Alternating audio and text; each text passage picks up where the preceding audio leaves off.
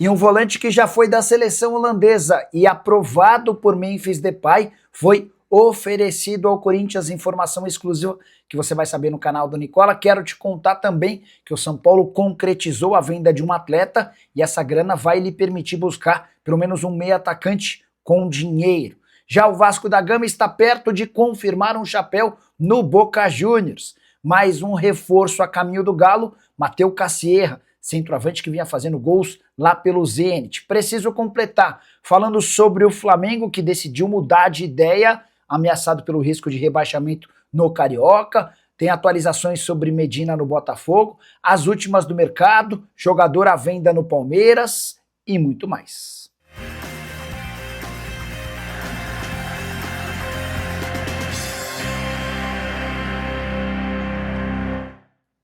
Fala aí pessoal, eu sou Jorge Nicola, bem-vindos a mais um vídeo do canal. Sempre bom ter vocês por aqui, sem perder tempo. Pedir para deixar like, se inscrever no canal e ativar as notificações. Dica de hoje para você fazer parte do meu grupo gratuito no Telegram. Por lá, uma série de sugestões diárias e sem custos para que você saiba o que fazer na hora da sua fezinha esportiva. Se mais perde do que ganha, não costuma ter sorte. Bora resolver esse problema? Já clica no link do comentário fixo ou da descrição do vídeo. Vai ser direcionado para o meu grupo do Telegram. A partir daí, basta me seguir por lá que as dicas já aparecem. Combinado? Bora começar o vídeo falando que a Lusa promoveu o lateral direito Jota, que havia disputado a Copa São Paulo de Juniores. Ele está integrado ao time principal que disputa o Campeonato Paulista e enfrenta nessa quarta-feira o São Paulo, clássico no Morumbi. Estarei por lá.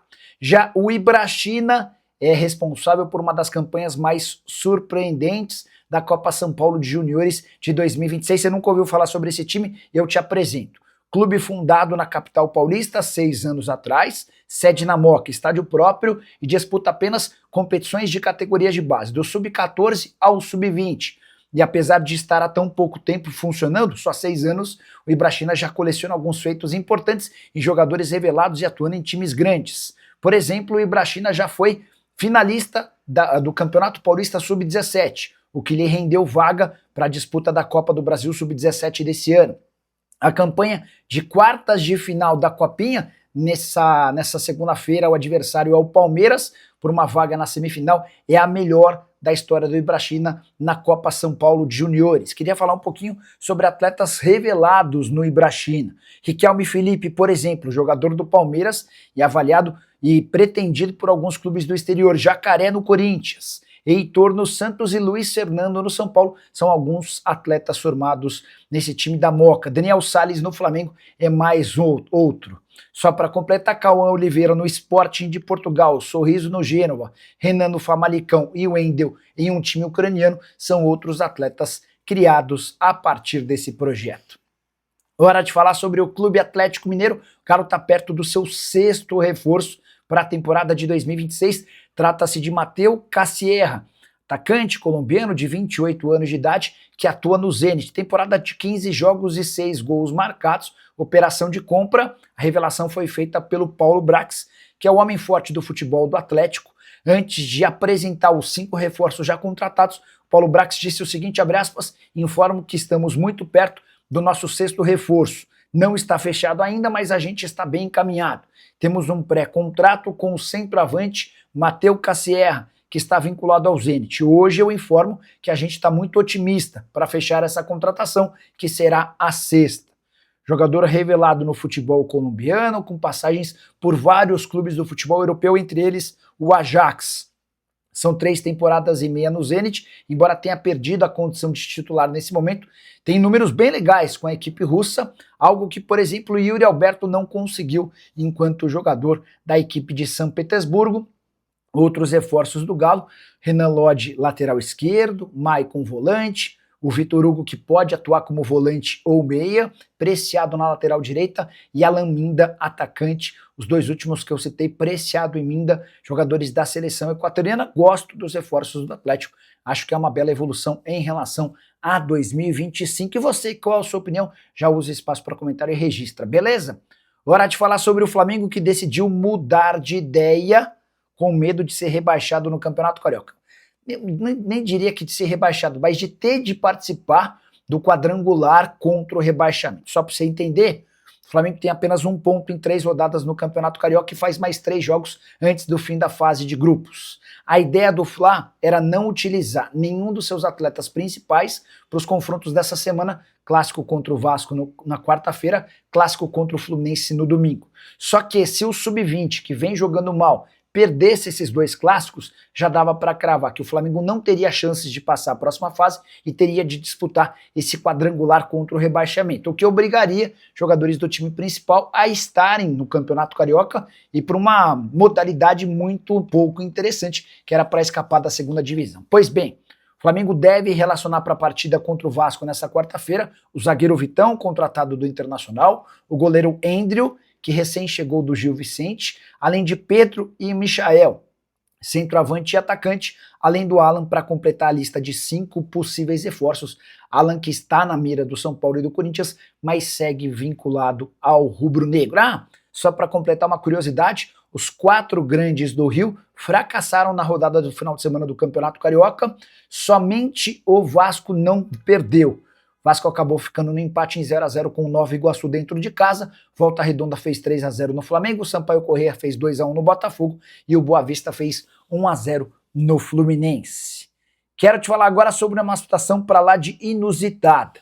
Christian Medina, um dos jogadores mais valiosos do futebol argentino, está de saída do Estudiantes para jogar no Botafogo. Ele nem sequer foi relacionado para a partida que o Estudiantes disputa na noite nessa segunda-feira, tudo porque na Argentina ele já é dado como atleta do Botafogo. O ponto é, o Botafogo nesse momento não tem autorização para registrar novos atletas, tudo por causa daquele transfer ban que o impede de contratar. O Botafogo deve ao Atlanta United 21 milhões de dólares. Na semana passada, fontes nos Estados Unidos chegaram a cravar que as conversas entre o Botafogo e a Major League Soccer haviam avançado para a quitação dessa dívida. Até agora, nenhum pagamento foi feito. Detalhe, o Christian Medina não está sendo comprado pelo Botafogo.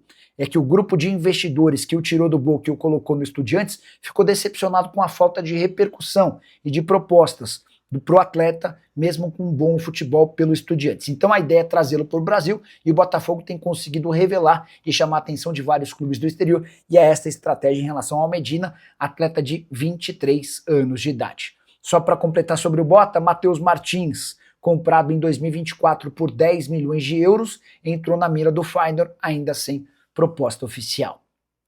Bora falar sobre uma notícia super importante para o Vasco da Gama. O Cruz Maltino está perto de aplicar um chapéu no Boca Juniors para contratar Marino Inestrosa, atacante colombiano, jogador dos mais interessantes, só 23 anos de idade, atua como ponta direita e ponta esquerda. Esse atleta já teve na mira em outros tempos do Fluminense e do Cruzeiro.